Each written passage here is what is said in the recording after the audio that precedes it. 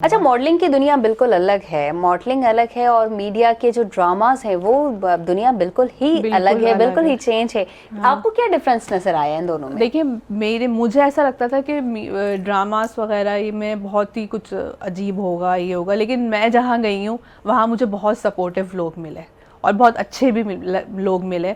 यानी कि अगर मेरी लेट नाइट शूट्स भी हुए तो बहुत लोग यानी वहाँ पे थे जो सपोर्ट करने वाले थे। यानी मुझे वहाँ पे भी कोई ऐसा वो नहीं लगा, बहुत सपोर्टिव और अच्छा माहौल घर की तरह लगता था। सब हंसी मजाक हो रहा है, यानी अगर एक्टर एक्ट्रेस भी बैठे हुए तो सब घर की तरह बैठे हुए। तो जो मेरे एक्सपेक्टेशन थी वो मुझे लगा कि बिल्कुल गलत थी, लेकिन सीन कुछ और है। अल्लाह का शुक्र है, मैं सोचती हूँ कि आप खुद ठीक होने चाहिए जी, तो सामने वाला भी आपको देख के वैसे ही चलता है। तो अल्लाह का शुक्र है, इज़्ज़त और ज़िल्लत अल्लाह देने वाला है। तो मुझे अल्लाह का शुक्र है, हमेशा सबने सपोर्ट किया है और अच्छा रहा मेरा एक्सपीरियंस। और मुझे तसल्ली है, मीडिया में मुझे कोई ऐसी कोई फेक बात नहीं लगी। बाकी आपको पता है बाकी सब तो चलता ही रहता है जो थोड़ा बहुत होता है, लेकिन मुझे कोई ऐसी नेगेटिविटी नज़र नहीं आई, अल्हम्दुलिल्लाह। सही। सुमैया साहब, आप बेहतरीन माँ भी हैं और बेहतरीन मॉडल भी हैं। आपको क्या लगता है कि एक औरत कामयाब होती है जब, उसकी कामयाबी क्या है, असली कामयाबी?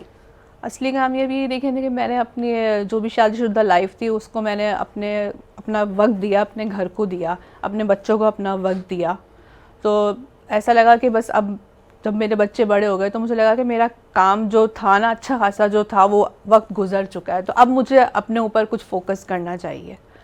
तो उसके बाद ये तसल्ली थी कि मेरे बच्चे मेरे साथ हैं, मुझे सपोर्ट करते हैं और फिर आगे भी सपोर्ट कर रहे हैं। तो मुझे लगा ये मेरी अचीवमेंट है कि मैंने अपना घर भी अच्छे से संभाला, मेरे शौहर भी आज तक मेरे साथ खड़े हुए हैं और फिर इसमें भी सपोर्ट कर रहे हैं। तो आपको खुशी होती है कि आपने अपनी मैरिड लाइफ भी अच्छी गुजारी, अपने बच्चों को भी अच्छे से देखा, अब आप प्रोफेशनली भी देख रहे हैं।